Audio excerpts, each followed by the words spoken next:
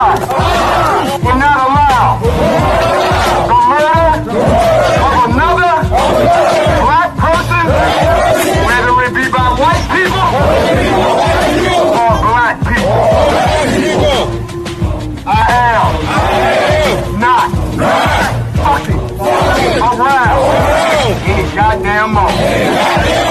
Make some ancestral noise out this.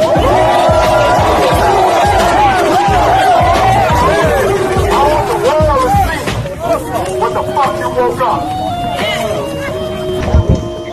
All right, let's get started. Let's go make some history, y'all. Thank you, sir.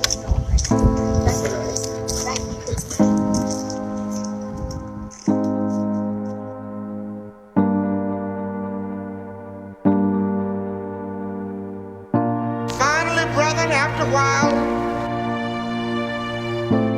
the battle will be over. For that day when we shall lay down our burden and study war no more. Finally, brethren, after a while, the battle will be over. For that day when we shall lay down our burden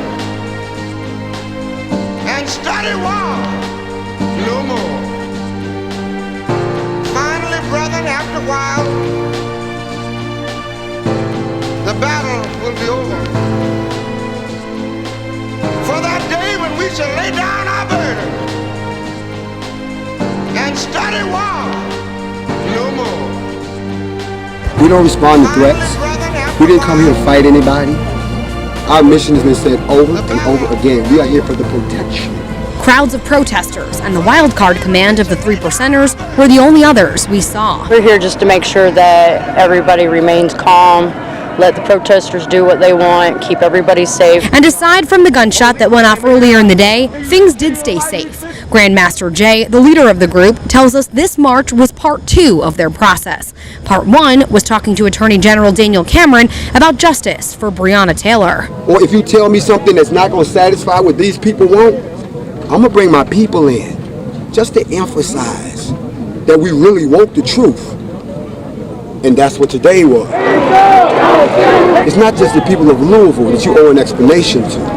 You owe an explanation to black people, period. Now he says if answers aren't provided in the next 4 weeks, they may come back to town. Do I believe they can do it in 4 weeks when it normally takes 8 weeks? Well, let's just say I wouldn't want to be in their shoes if I didn't. Members of the NFAC started at Baxter Square, made their way down here to Jefferson Square Park, and then went back up towards 12th and Jefferson. We were there as they were gathering and getting ready for a long day, but then things changed. People ducking behind cars, medics running to help. During one of our safety checks, one of our individuals accidentally fired their weapon. We watched 2 people get taken away in an ambulance after getting shot. That's how the day started for the NFAC. First off, you have this picture. Clearly you can see they didn't bother to go to training, because if they had, they would know that you do not leave your finger on a trigger.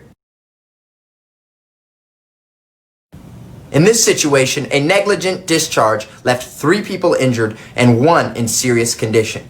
You can't say you're not messing around and turn around and accidentally shoot some of your own guys, because that, by definition, is messing around. Here's why this happened. People came out to prove that they wanted justice for a situation in which justice was already being served. They organized poorly, and they brought out weapons that they were not properly trained to handle.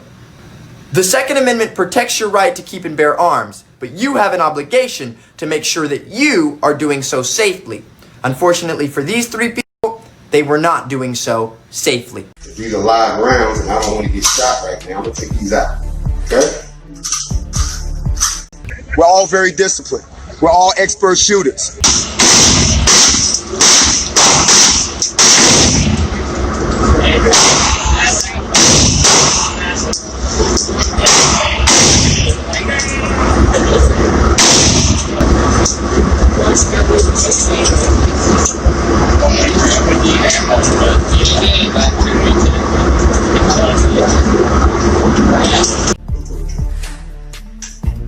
Now, why I wanted fire.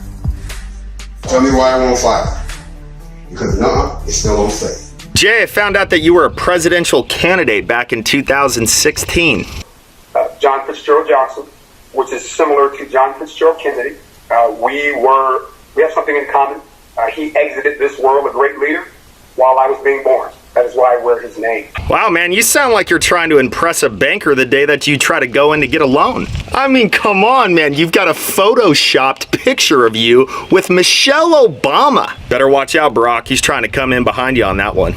Now, I haven't even gotten to the best part. So I have a good buddy who's helped me with a lot of this information that I'm about to share with y'all. That was a high-ranking Army guy at one point in his life. Goes by Mad Dog. So here's why you screwed up, Jay.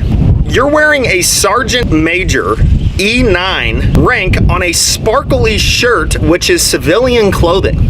AR 670-1 states that you cannot wear any rank on civilian clothing. Now, there was a remnant of us that's been in place for quite some time. We're the older guys. We're the mature guys. We're your vets. We're your folks who are responsible gun owners. We're the individuals that, we remember the 60s, the 70s, 80s, the 90s, and now here in the 20s, we're trying to figure out what the hell's going on.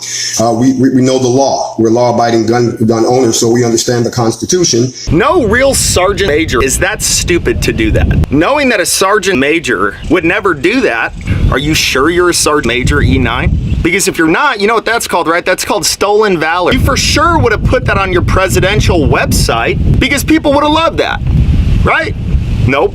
It just says that you're an Army veteran on there. What about your presidential LinkedIn profile that's filled out with every single award you've gotten since 1990? I'm surprised your T-ball trophy isn't on there. Nothing that says you were Sergeant Major E9. I don't know what's gonna be worse. Nancy Pelosi giving the family of George Floyd a flag like he was a fallen soldier, or if you're really not a Sergeant Major, the day that you get arrested. But if you are, you should know better not to wear your rank on a sparkly shirt that you probably bought at TJ Maxx.